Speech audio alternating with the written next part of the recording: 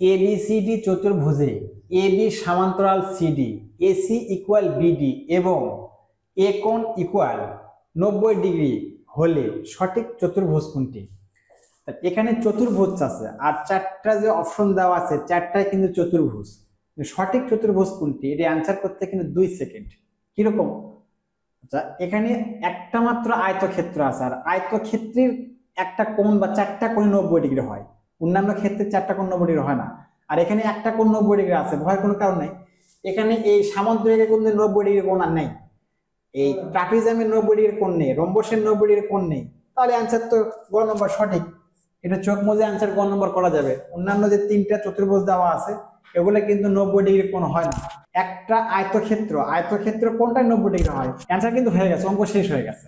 আমি এটা বোঝানোর জন্য একটু ডিসকাস করতেছি। এই যে এখানে তথ্য দেওয়া আছে এবিসিডি চতুর্ভুজে এবি সমান্তরাল সিডি, এসি ইকুয়াল বিডি এবং এ কোণ 90 ডিগ্রি।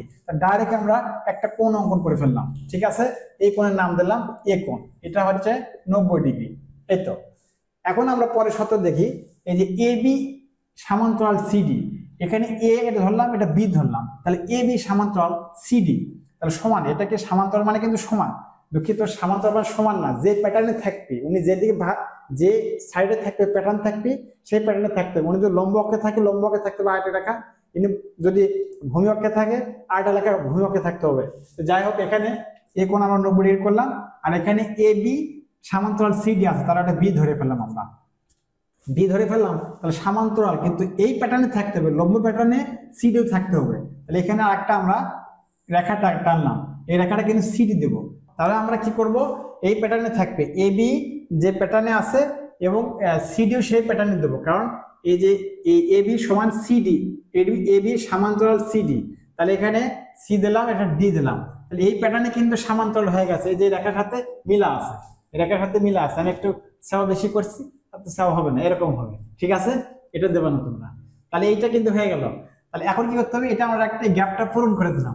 মজার বিষয় কিন্তু চিত্র আঁকাতে আমরা গ্যাপটা পূরণ করে দিলাম, তাহলে দেখি সত্য মিলে কিনা। তাহলে এসি সমান বিডি, তাহলে এসি কি আছে, এসি এবারটা কিন্তু সমান আছে, এরকম সমান, তার মানে এই পাশে যা ওই পাশেও তাই। এসি রেখার যে দৈর্ঘ্য আছে এই বিডি রেখার সেই দৈর্ঘ্য কিন্তু আছে, তাহলে অবশ্যই এসি সমান বিডি। প্যাটার্ন কিন্তু মিলে গেছে, সত্য মিলে গেছে, তাহলে এটা কিন্তু অবশ্যই এটা আয়তক্ষেত্র। তাহলে আমরা এই ধরনের অঙ্ক যদি একটা ব্যতিক্রম আসে তাহলে এই দিকে ফলো করে আনসারটা করব।